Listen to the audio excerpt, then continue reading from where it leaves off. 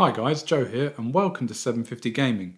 In this one I'll show you a quick and easy way to paint Black Templars Space Marines.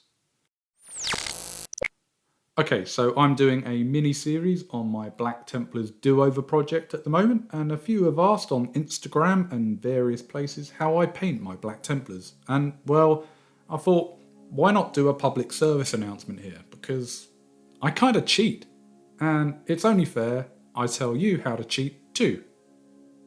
I enjoy kit bashing more than I enjoy painting. The painting for me, whilst sort of enjoyable, is more about just getting these miniatures tabletop ready so that I can then go and play with the fun creations I've made. So if you're looking for some sort of guide for slick blends or edge highlights, it's not going to be here, I'm afraid. No. Following on in the spirit of my quick and dirty guides to all things 40k, here we are painting Grimdark. And like I said, we're going to cheat a bit. These are the colours I'll be using. There's Abaddon, there's Yabba Dabba Doo Black, Wraithbone, Night Lord's Blue, Thousand Suns, Rhinoxhide, Mephiston Red, Avalan Sunset, Leadbelcher, and Retributor Armour for your paint. And then for your washes, you've got the Holy Trinity of Nuln Oil, Agrax Earthshade, and Seraphim Sepia. I start by priming my Black Templar in black. First cheat code. It matters that you prime, but it doesn't really matter what you prime with. Buy your fancy Citadel or Vallejo paints if you wish, but as long as your primer is acrylic based and can be used on plastic, you're generally winning. As such, I use this stuff from Poundland here in the UK. It's nothing special, but it's dirt cheap at around £2.50 to £3 a rattle can. And you know what? It just works. For a lot of my minis, I actually prime in grey, but for speed and paint saving on big squads, especially of my Templars, I'm going to be priming in black because it just makes a bit more sense. So, prime in black, and then with your favourite black paint, touch up any bits you missed in the priming. Now, it's often said that you should go over the whole model in your black base coat so that it matches should you need to touch it up here and there. But if you've primed in black and then you're going over the whole thing in black again, to me that's just a huge waste of time and paint. You don't need to. We're not competition painting here, we are going for Grimdark table ready, so take it easy on yourself. When you're happy with your Black Space Marine, it's time for cheat code number 2. I said we weren't messing around with edge highlighting and blending, but here's where we get our different tones and shades, and we're going to do it with the 2 blues in 2 waves of dry brushing. Why blue? Well, look at anything black around you.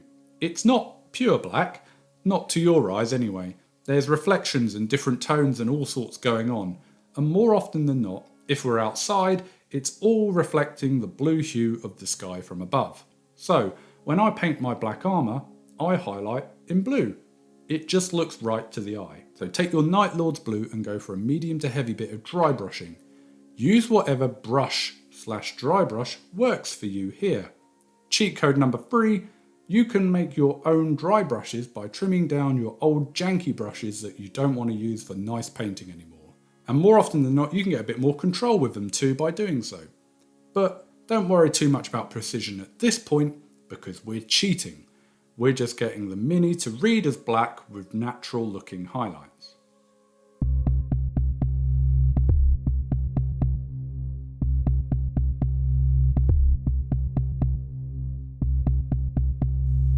Once done, do the same with your lighter blue, in this case Thousand Suns, and do a lighter dry brush just on the prominent bits. It will all dry darker, so don't worry if it looks too garish at this point, and it will all get muted by the other accent colours that we're going to be adding going forward. But this is just a cheap, quick and easy way to get some highlights and contrast on black armour.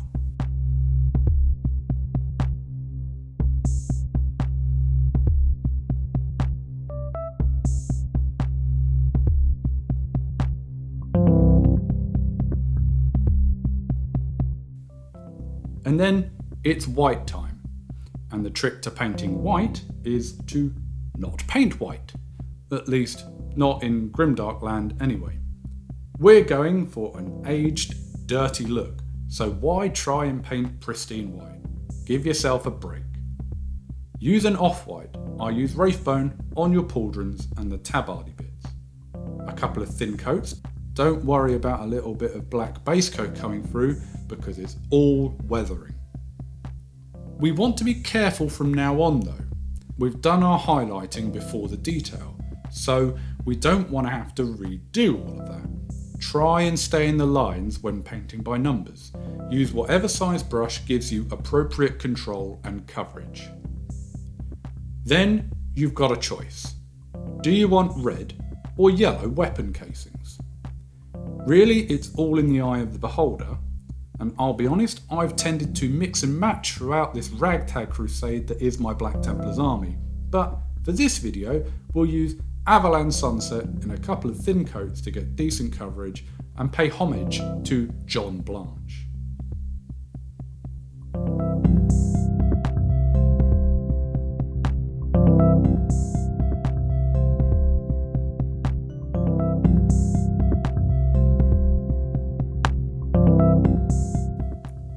Rhinox hide is used for all your leathers.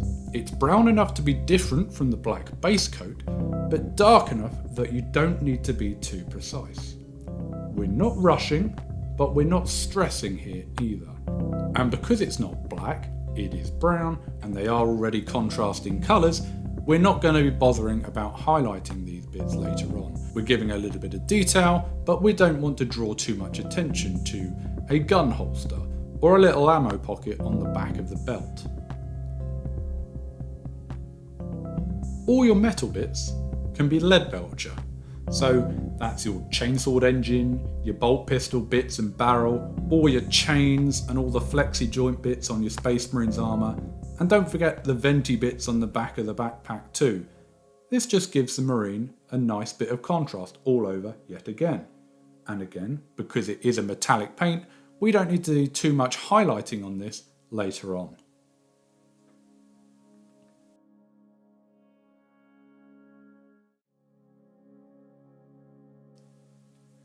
I then use Retributor armour for all the gold bits. Again, it's just another contrasting colour that's in the same sort of tone and palette range, and it's just there to give another bit of visual interest. And now once all your base coats are on, it's time for the magic, or rather, the liquid talent. That's right, it's wash time. Now, I used to just liberally splash Nuln Oil over everything, but they've changed the recipe in the last year or so, and now Nuln Oil dries very glossy, which will destroy all your hard-earned highlighting work. So I use it sparingly now on just the lead belcher bits to give a little bit of depth and shadow and messiness. And now the weathering cheat code. I use a 50-50 mix of Agrax Earthshade and Seraphim Sepia, and I slap it on everything white, gold, and also those yellow weapon cases. I used to use just Seraphim Sepia, but again the new recipe doesn't give us the right effect anymore. But 50-50 of both brownie washes actually works really well.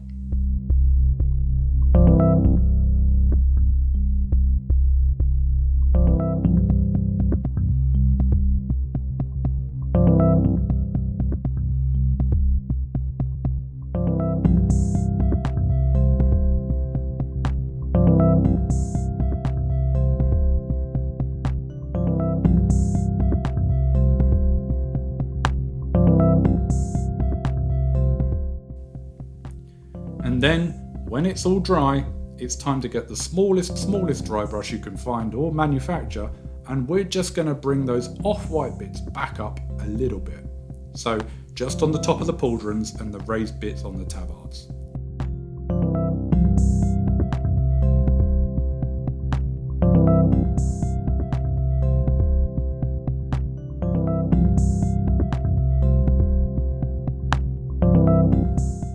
The eyes are always fiddly.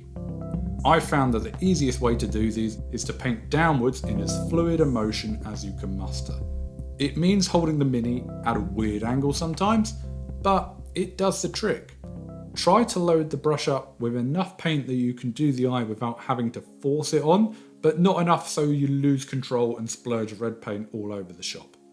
Practice makes perfect here. I can't really describe what the consistency feels like, but when you've got it, you'll know you've got it. And that's the same for all the other small details that we're now going to be adding. The Maltese crosses on the pauldrons and on the top of the helmet here. And do you know what? That's it. The marine is done.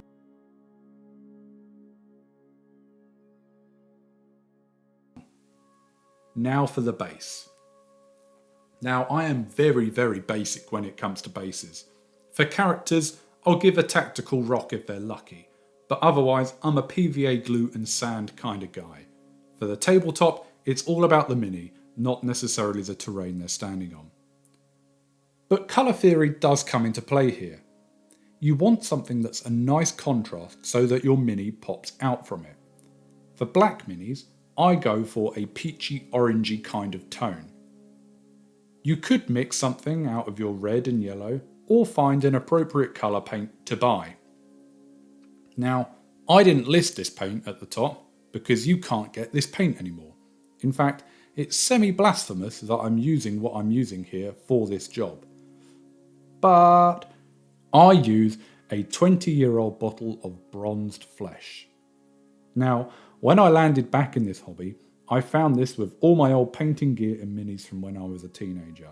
It was open and half used, but I managed to recover it, and now I use it for basing my black Templars. It should probably be in a museum somewhere or being used by a proper miniature painter for proper stuff.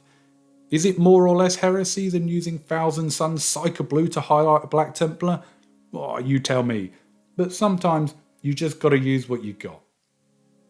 I dry brush this base with Wraithbone again, and then using my Yabba Dabba Doo black, I do a nice thick rim, which contrasts the base and ties in nicely with the Black Templar himself.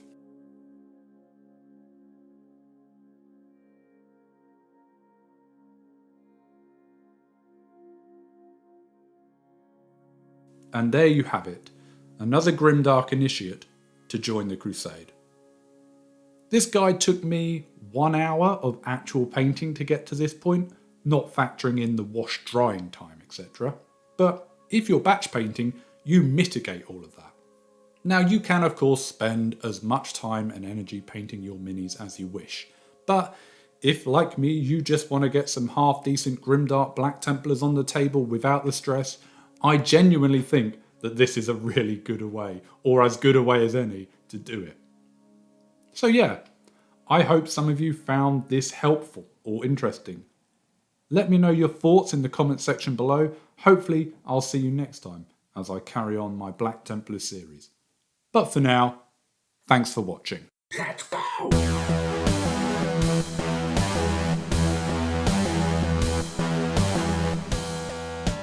As always, I just do this for fun and make these videos when I can. I don't have a regular release schedule, they just happen when they happen. So, if you want to make sure you don't miss a beat over the next few months and going forward, then hit subscribe so you can catch these when they come. If you enjoyed this or any of my other videos, then do hit that like button as it really helps boost my ego, and do come check me out on Instagram for all my hobbying updates. Hopefully, I'll see you in the next one.